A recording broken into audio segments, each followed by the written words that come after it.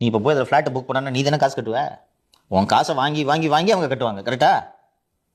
அவனோட பிரிகேடோட முதலீடு என்ன அதில்?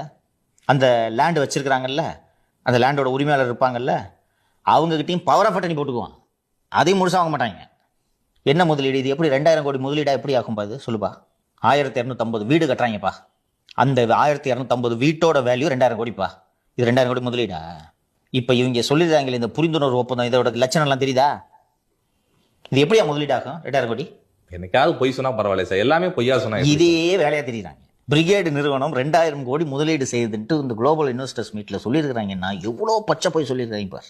இப்போ இதற்கு இந்த ஒப்புதல் அளித்தார்கள் அல்லவா அதிகாரிகள். இந்த அதிகாரிகள் விதிகள் தெரியாமலா ஒப்புதல் அளித்திருப்பார்கள்? நேரம் போய் பார்த்தா தெரிஞ்சிடாது. இந்த சர்வே நம்பர் எங்க இருக்குன்னு உங்க அரப்போரே மேப் ரிலீஸ் பண்ணியிருக்காங்க. இவ்வளவு நாள் கட்டாம இருக்காங்கன்றது காரணமே விதிகள் இருக்கிறதுனால தானே சார். எப்படி சார் அதிகாரிகளுக்கு தெரியாம இருக்கும்? சுற்றுச்சூழல் செயலராக இருப்பவர் சுப்ரியா சாஹூ, அவருடைய கணவர் தான் தலைமைச் செயலாளர். இவர் மேலே எப்படி நடவடிக்கை எடுப்பாங்க? இப்போ தெரியுது அந்த அரசாங்கத்தோட சிக்கல் என்னன்னு தெரியுதா? வேற எந்த போஸ்ட் ஹெல்த் செக்ரட்டரி நடுவில் கொஞ்ச நாள் போட்டாங்க. இந்த அம்மா ஹெல்த் பிடிக்கல, நான் திருப்பி ஃபாரஸ்ட்டுக்கு தான் போயிட்டு வந்துட்டாங்க.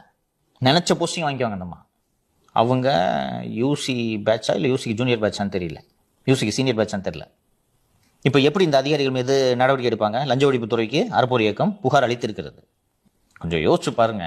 இந்த அறப்போர் இயக்கம் போன்ற ஒரு அமைப்புகள் இதை விசாரித்து கையில் எடுத்து அம்பலப்படுத்தவில்லை என்றால் நேரம் பிரிகேடு பாதி வீடு கட்டிடுவாம்பா. ஏதாவது அதுக்கப்புறம் சிக்கல் வந்துச்சுன்னு வச்சுக்கேன், அந்த வீடு அட்வான்ஸ் கொடுத்துருக்காங்களா அவங்களே பிரிகேடு போராட சொல்லுவான். 1250 வீடா ஒரு 600-700 பேராவது இருப்பாங்களா? அந்த 600-700 பேர் ரோட்டில் நின்று போராட்டம் நடத்தினா ஆப்டிக்ஸ் எப்படி இருக்கும்? அதுக்கு மீடியாவுக்கெல்லாம் பிரிகேடே ஏற்பாடு பண்ணுவான். மீடியாலாம் கவர் பண்ணிட்டு போய் எடுங்க, அந்த பாருங்க இவ்வளோ பேர் காசு கட்டி அந்த வீட்டை இடிக்க சொல்லுது இந்த அரசாங்கம். கட்டி கொடுத்துட்டு காசு வாங்கினதுக்கு அப்புறம் அவனுக்கு என்ன சார், சும்மா இருந்துருப்போம். மற்ற ப்ராஜெக்ட் அடி வாங்கும். பிரிகேடு பல்லாவரத்தில் ஒன்று கட்டிட்டு இருக்கான். மவுண்ட் ரோட்லையும் பிரிகேடு தான் கட்டுறாங்க நினைக்கிறேன். விகடன் ஆஃபீஸ்க்கு எதிர்க்க பெரிய இந்த டிவிஎஸ் இது, அது ஸ்கொயர் ஃபீட்டே 20,000 ரூபாய் என்னமோ சொல்லிட்டு இருக்காங்க. இது அடி வாங்கினா அது அடி வாங்கும். ஸோ இந்த அறப்போர் வெளியிட்டிருக்கக்கூடிய இந்த வரைபடத்திலேயே தெளிவாக சர்வே நம்பர் 453, 496, 497, 498 ஆகியவை மார்ஷ்லேண்டு உள்ளேயே வருதுன்னு தெளிவாக வரைபடம் காட்டுகிறது. இது எப்படி இந்த அதிகாரிகளுக்கு, மெத்த பிடித்த அதிகாரிகளுக்கு எப்படி தெரியாமல் போகிறது? சேர்பாவுக்கு தெரியாமல் நடந்திருக்குமா? அது சிஎம்க்கு தான் எதுவுமே தெரியாது, மீதி இருக்கிற அத்தனை பேருக்கும் எல்லாம் தெரியும். நீ தான் பெரிய சுற்றுச்சூழல் காவலர்கள் போல பேசுவீர்களே, என்ன செய்து கொண்டிருக்கிறீர்கள்? இந்த பூலகி நண்பர்கள் அமைப்பு தானே இதெல்லாம் எடுத்து பேசியிருக்கணும். எங்கே போனாங்க அவங்க?